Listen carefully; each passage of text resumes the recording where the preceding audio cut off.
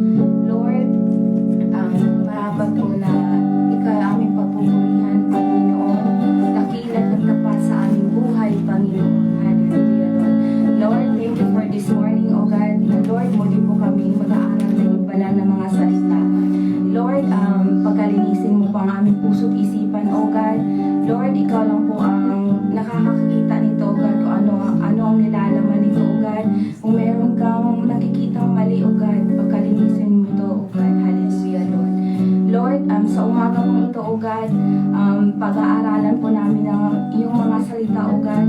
Lord, hindi ko po ito kaya, O God, kung wala ka po, O God. Lord, itago mo lang ako sa iyong likuran, O God. And Lord, pawang masambit ko lamang, Lord God, is yung maitaas ka, mapurihan at mapapasalamatan, O God. And Lord, sa mga puso ng aking mga kapatid na kikinig, O God. And Lord, alam ko, O God, na meron ka ring sinasabi sa kanila, Lord God, patungkol sa inyong mga salita, O God. Lord, wala po kaming ibang panunod, wala po kaming itataas, kundi pangalan yun lang po lamang, O God. Lord, maraming salamat, Lord. Ikaw po ang Diyos ng aming mga buhay, O God. Hallelujah, Lord. In Jesus' name we pray, Amen. Amen. Purihin ang Panginoon. Tayo po ay makigbukas sa aklat ng mga awit, 37:8. Mga awit po, 37:8.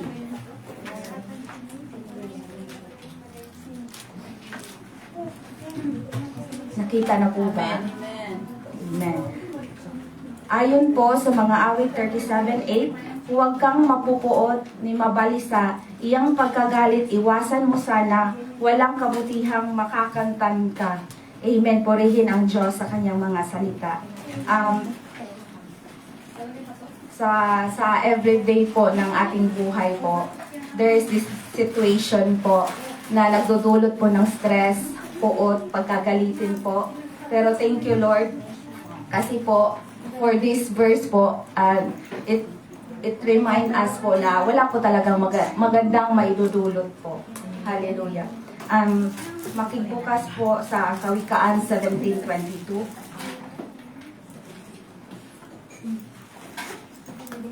At ayon po sa Kawikaan 17:22, ang pagkamasayahin ay mabuti sa katawan at ang malungkot ay unti-unting namamatay. Amen. Sa first puntos ko po ay sinisira nito ang kagalakang espiritual. Kapag isang tao po ay nagtatago ng galit sa kanyang puso, unti-unting sinisira o inaaga ang kanyang kagalakan po.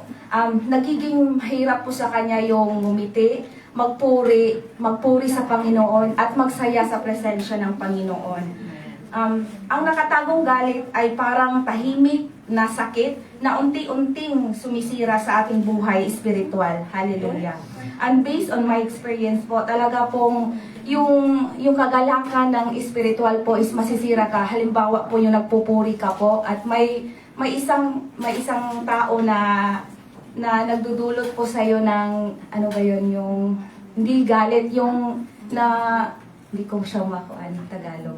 Yung misunderstanding, nag-misunderstanding po kayo, tapos yung nag-worship ka po, iba talaga yung kuan, yung kuan ba ng kaaway po, talagang pilit niya pinapaisip sa iyo na yung tao na yan. Pero thank you Lord kasi po, ang ginagawa ko po, yung pagkatapos ko na magdasal po, ikis ko na lang po yung face niya para po mawala po. Pero thank you Lord kasi po, ayun po, salamat sa Panginoon kasi andyan naman siya parati, yung Holy Spirit nagagay sa atin kung ano yung tama at mali po.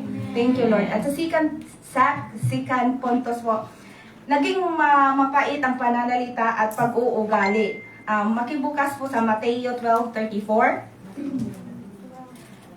Ayon po sa Mateo 12:34, lahi ng mga ulupong, paano kayo makakapagsabi ng mabuting bagay na gayong kayo'y masama? Kung ano ang nag-uumapa sa puso ay siyang sinasabi ng bibig. Hallelujah, amen po. Kung may galit na nakaimbak sa puso, lilitaw at lilitaw ito sa ating mga salita. Nagiging mabagsik at ang bibig madaling mainis o mabilis makasakit ng damdamin. Ang nakatagong galit ay nagbubunga ng kapaitan na nakikita sa ating pananalita at kilos po. Amen po. Ayun nga po, talaga pong wala tayong ma-hide po pag galit tayo kasi kung ano po yung kuan natin, talaga pong maisasambit po natin yun. Ito lang po yung dapat natin gawin po, yung talaga yung self-control po na talagang ipagdasal mo sa Panginoon na yung galit mo is mawala po at saka mangingibago pa din yung love ng Panginoon po. Kasi yun naman talaga ay pag love mo ang Panginoon po, kung sino man yung nakakuan mo is magawa mo po talagang mahalin po siya. Hallelujah. Yung third po, sinisira nito ang relasyon sa kapwa. Hindi unlad ang anumang relasyon kung may hindi nalulutas na galit, unti-unting nawawala ang tiwala, napuputol ang pagkakaisa, at nanghihina ang pagkakaibigan. Ang nakatagong galit ay humahadlang sa pagsama ng pusong dapat sanay magkakaisa. Makibukas po sa Efeso 4:31 po. Ayon po sa Efeso 4:31, alisin ninyo ang lahat ng sama ng loob, puot at galit. Huwag na kayong magbubulyaw, manlalait, mananakit ng damdamin ng kapwa. Hallelujah. Thank you Lord po sa kanyang salita po. Ito po ay sinasabi talaga po na yung relasyon natin sa kapwa po ay dapat po kasali na po yun po na yung kung gaano mo kung gaano mo talagang kino-consider si Lord na Lord ng buhay mo, dapat din po yung kapwa mo po. Kasi po, aside from Lord po, isa po din sila na binigyan ng Lord para tulungan ka po. Hallelujah. And sa fourth po, hinadlangan nito ang panalangin at pagpapala. Makibukas po sa Mark 11:25. Ayon po sa Mark 11:25, kapag kayo tumayo upang manalangin, patawarin mo na ninyo ang nagkakasala sa inyo, upang inyong mga kasalanan ay patawarin din ng inyong Ama na nasa langit. Amen po. Ang Diyos po ay siya po yung Diyos ng kapatawaran po. Kapag hinahayaan nating manatili ang galit sa ating puso, nagiging harang ito sa pamagitan natin at ng Diyos. Hindi dahil ayaw niya tayong pagpalain, kundi tayo mismo ang naglalagay sa pader na humahadlang sa kanyang pagpapala. Amen po. Ayun po.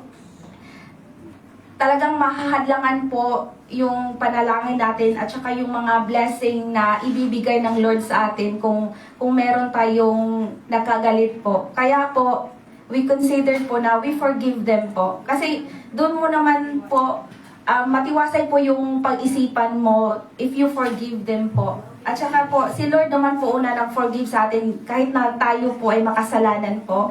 Pero ang Lord po ay nagpo-forgive sa atin. Why not na gagawin po natin yun sa iba po or sa kapwa, kaibigan at ang pamilya po. Hallelujah. At yun na nga po, ito lang ay dito po ako magtatapos ay yung natatagong galit po ay para po siyang apoy na tahimik, para siyang apoy na tahimik na sumisira po. Ay sinisira po nito yung puso mo, yung pagkatapos ng relasyon mo sa kapwa mo, at saka sa kalaunan po yung spiritual na buhay po. Kaya hindi po hinahayaan ng Panginoon sa kanyang mga anak na gagawin mo yun. Ang sabi po ng Lord na kailangan po talaga yung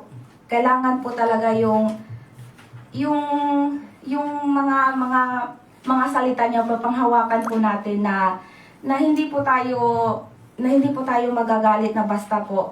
Idalangin muna natin bago po natin kausapin po, or hindi mo man lang makausap siya, is ipanalangin mo lang po. Ang Lord na po yung magkumilos po sa kanya po. Hallelujah. Ayun lamang po. Salamat sa Panginoon. Tinatawagan ko po ang aking kapatid na si Dens para po sa closing prayer.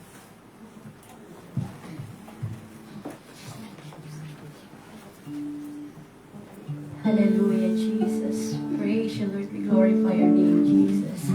Salamat po, Lord God, sa umagang dito, Lord God. Salamat po sa iyong mga salita, Lord, na nagbulay-bulayan naman po namin sa umagang ito, Lord God.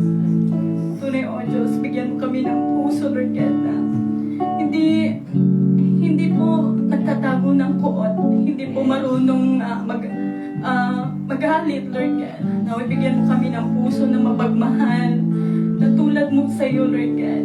Salamat po, Lord, sa buhay ng aming kapatid ni sa Charis, Lord God, na ginamit po, Lord God, sa umagang ito, Lord God, na may patuloy mo siyang pagpalain, ingatan, Lord God, sa po ng kanyang pamilya, Lord God. Lord, salamat po, Lord God, sa iyong mga salita, Lord God, sa umagang ito. Naway, ito'y hindi lang po namin napakinggan, Lord God, kundi ito'y aming isa puso, Lord God. Ito'y aming malakaran, Lord God. Naway, anumang po mga nararamdaman ng bawat isa, mga pusong may mga hindi karapat-dapat, Lord God, na nararamdaman, Lord God. Lord, nawa po ay hipuin mo po, Lord God. Iparamdam mo po sa kanila, Lord God, na ikaw ang tunay na pag-ibig, Lord God. Na naway makita nila ang tunay na pag-ibig sa iyo, Lord God. Salamat po, Lord, sa umagang ito. Naway patuloy, Lord God, na pumagitna ka sa amin, Lord God. Na ikaw lamang, Lord, ang aming mapurihan. Ikaw lang aming mawalhati, Lord God, sa umagang ito, Lord God. Lord, ganun din po, Lord, na inilalapit namin sa iyo ang aming next na gawain, Lord God, na patuloy, Lord God, na ikaw, Lord God, ang mapurihan sa umagang ito, Lord God. Ganoon din po, Lord God, na nilalapit ko ang aming mga kapatid na papunta pa lang dito, Lord God, na mapatuloy mo silang ingatan, gabayan, Lord God, hanggang makarating po sila dito sa iyong bahay, panambahay. Ganoon din po, Lord, sa aming aming mga kapatid na nanonood online, Lord God. Naway abutin mo rin po sila. May pagpalain mo rin po sila, Lord God. Ngalan mo sila, gabayan, Lord God. Lord, salamat Salamat po, Lord God. Sa iyo po ang kataas-taas ang papuri, pagsamba,